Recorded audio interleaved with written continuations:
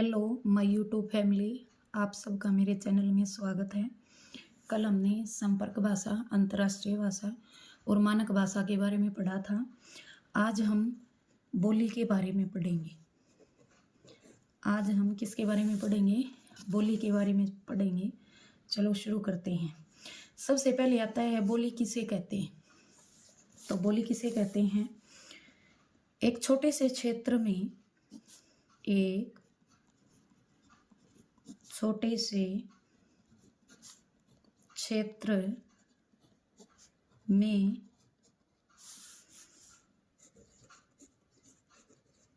बोली जाने वाली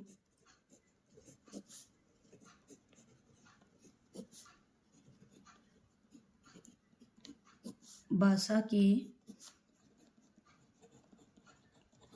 स्थानीय रूप को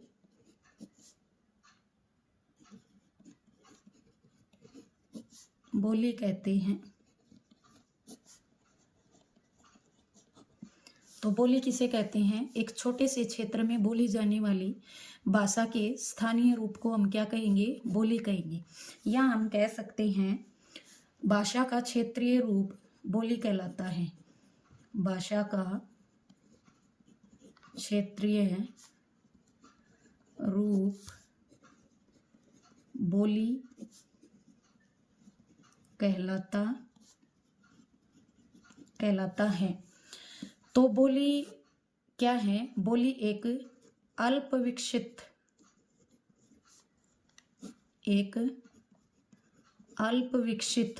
रूप है। किसका? भाषा का। बोली जो है वो भाषा का क्या है? एक अल्प विकसित रूप है। अल्प का मतलब होता है थोड़ा, जो थोड़ा विकसित हुआ हो।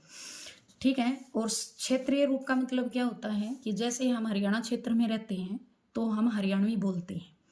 ठीक है। हम सामान्य बोलचाल, सामान्य जो रोजमर्रा के जो शब्द हैं वो हम किस में प्रयोग करते हैं? हम बोली के अंदर प्रयोग करते हैं। जैसे हरियाणा क्षेत्र में रहने वाले लोग जो है वो किस बोली का प्रयोग करते हैं? हरियाणवी बोली का प्रयोग करते हैं। इसके बाद है बोली जो है हमारी, बोली सामान्य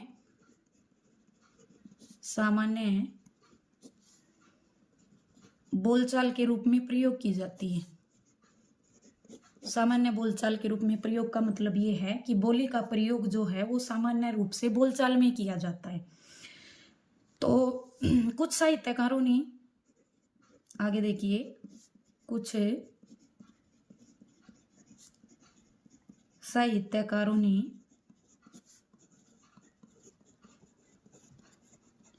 बोलियों में रचनाएं की हैं। कुछ साहित्यकारों ने क्या किया है? बोलियों में रचनाएं की हैं। जैसे तुलसीदास ने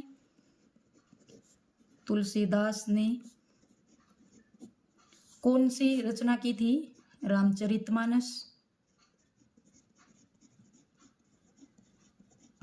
और कवितावली।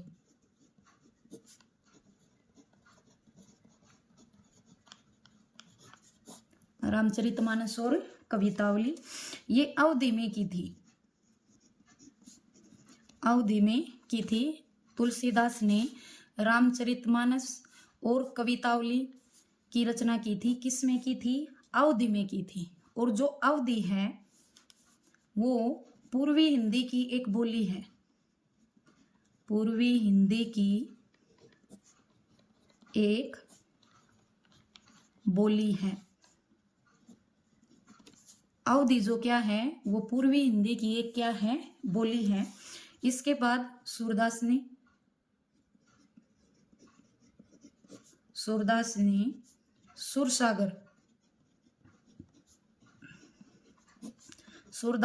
सुरसागर की रचना की। किसमें? ब्रज भाषा में की थी, जो पश्चिमी हिंदी की एक बोली है। जो पश्चिमी हिंदी की एक बोली है।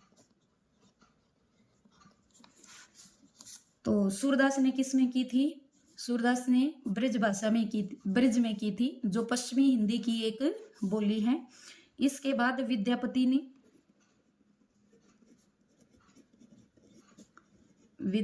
ने पदावली की रचना की। किसमें की थी विद्यापति ने? मैथिली में की थी। मैथिली में जो बिहारी उपभाषा की एक बोली है, जो बिहारी उपभाषा की एक बोली है। ठीक है। तुलसीदास ने की थी रामचरितमानस और कवितावली की, जो पूर्वी हिंदी की एक बोली है अवधि के अंदर। सूरदास जी ने की थी सूरसागर की, ब्रिज के अंदर, जो पश्चिमी हिंदी की एक बोली है। और विद्यापति ने पदावली की मैथिली में, जो बिहारी उपभाषा की एक बोली है। इससे आगे हम पढ़ेंगे बोलियों में जो है वो बहुत ही कम रचनाएं की जाती हैं, बहुत ही कम रचनाएं की जाती हैं। बोलियों में जो है वो बहुत ही कम रचनाएं क्या की जाती हैं? बहुत ही कम रचनाएं की जाती हैं। आगे चलकर बोली केवल बोलचाल तक ही सीमित रह गई। आगे चल के क्या हुआ था कि बोली केवल बोलचाल तक ही सीमित रह गई और आगे चल के इसका विकास नहीं हो पाया। आगे चल के जो है इसका विकास नहीं हो पाया। खड़ी बोली का विकास होता चला गया। आगे चलकर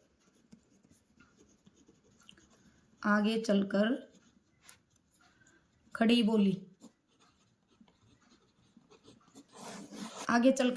का क्या होता चला गया? विकास होता चला गया, जिसने आधुनिक हिंदी का रूप ले लिया।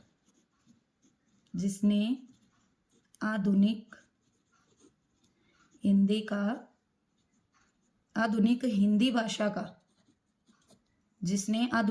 भाषा का रूप ले लिया।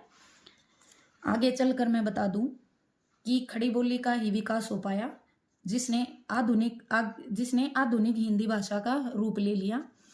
अगर आपको मेरा वीडियो पसंद आया हो तो लाइक करें, शेयर करें, कमेंट करें। धन्यवाद।